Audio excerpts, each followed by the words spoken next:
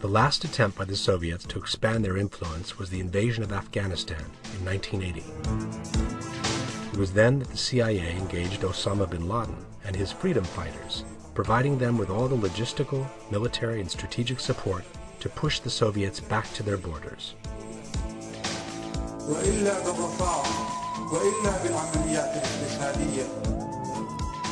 With the departure of the Russians from Kabul, the process of disintegration that would lead to the fall of the Berlin Wall had well begun.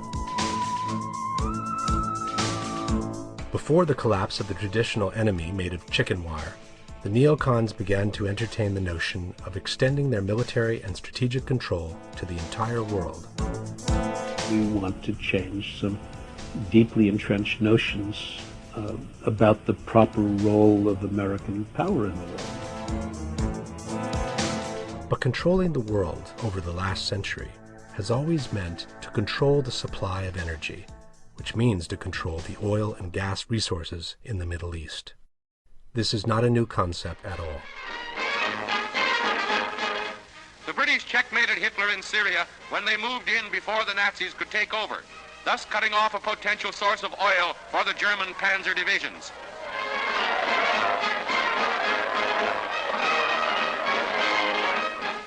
Iran, too, is the same story. The British, with this coup, control almost all of the Middle East oil supply. This is the oil that Hitler badly needed but lost. And with Russia in the way, he can't win the Caucasian oil fields. The golden opportunity came with the first Gulf War in 1991. At the crucial moment, however, with the Iraqi troops in total disarray, President Bush decided to stop the push and leave Saddam Hussein at the head of the nation. The ambitions of global control of the neocons suffered another temporary setback, which turned into a never-ending nightmare with the unexpected victory of Bill Clinton in the 1992 elections. Meanwhile, Russia was pulling itself up again, and the neocons could see the opportunity of world domination slip away year after year.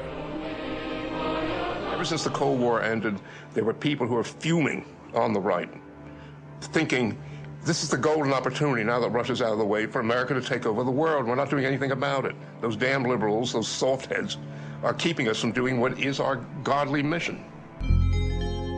As they sat waiting for the end of Clinton's mandate, the neocons put together the so-called Wolfowitz Doctrine, which established the right of the United States to engage in preemptive war anywhere in the world, in order to avoid other nations from challenging their supremacy. Thus was born a precise strategic plan of global reach, which we have come to know as the PNAC, or Project for the New American Century. After the return to the White House, with the controversial election won by George Bush in the year 2000, the neocons needed to rehash the operation left uncompleted by the father 10 years before. We now find Dick Cheney as Vice President, Donald Rumsfeld as Secretary of Defense, and as his deputy, Paul Wolfowitz. In order to restart the gigantic war machine, however, it would not be sufficient to awaken the Soviet ghosts, which in the meantime had been relegated to the pages of history. A different kind of enemy was needed. It had to be everywhere and nowhere, elusive but ever present, in order to inject in the American population enough fear for them to support a military response of global reach. يا خيل الله اركبي فاختاروا الخندق الذي تكونون فيه.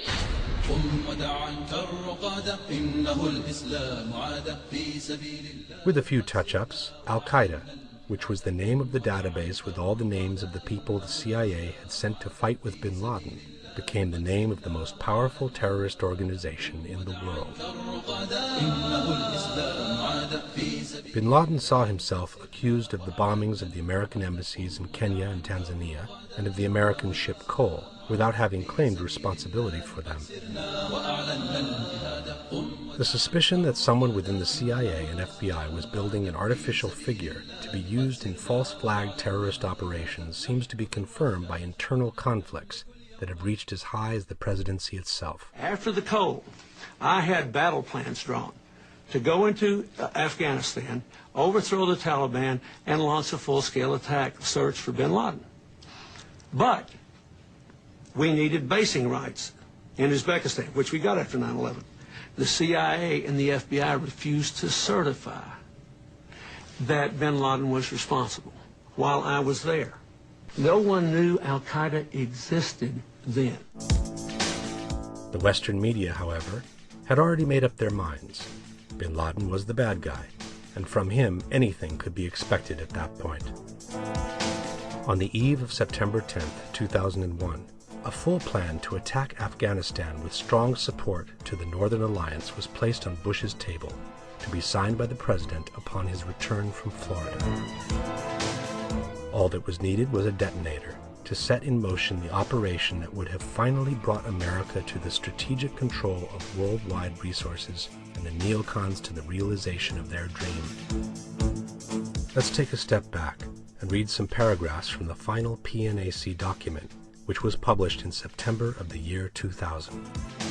In the chapter called Creating Tomorrow's Dominant Force, we can read, "At present, the United States faces no global rival. America's grand strategy should aim to preserve and extend this advantageous position as far into the future as possible. The United States must retain sufficient forces able to rapidly deploy and win multiple simultaneous large-scale wars. The United States must reposition U.S. forces to respond to 21st century strategic realities by shifting permanently based forces to Southeast Europe and Southeast Asia. The Army's annual budget must increase to the $90 to $95 billion level.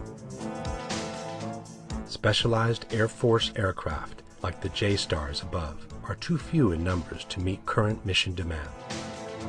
The Army should accelerate its plans to purchase medium-weight vehicles. The transformation effort must be considered as pressing a military mission as preparing for today's theater wars.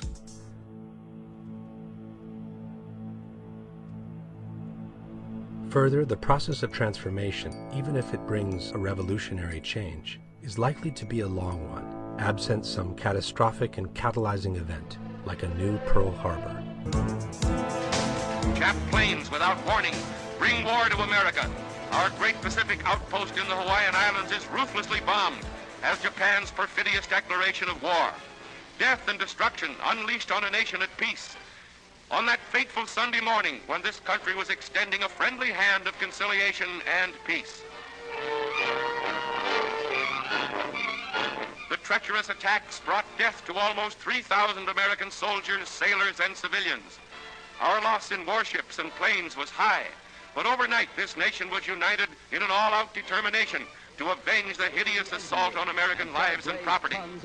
Our battle cry is, remember Pearl Harbor. Dense black smoke billowed to the sky as the massive control tower began to keel over.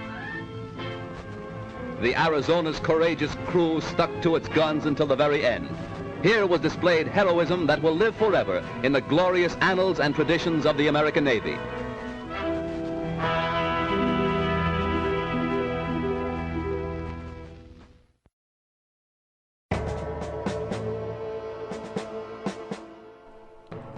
September 11 was not the first time America was drawn into a war by an ambiguous incident.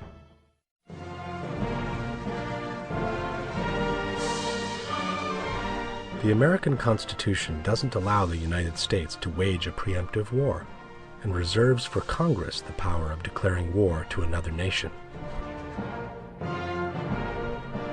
For this reason, every time a president has wanted to enter a war or to begin a new one, he has had to wait for a military incident, whether created or provoked, to justify the use of force in front of Congress and the American people. In 1898, the United States went to war against Spain in order to take control of the Caribbean area. The pretext came from the sinking of the USS Maine, which was anchored near the Cuban island. The Spanish were immediately accused of the attack, even though they sternly denied any involvement in it. The images of the sunken vessel and those of the sailors' funerals were shown in the first movie theaters of the nation, thus generating a strong wave of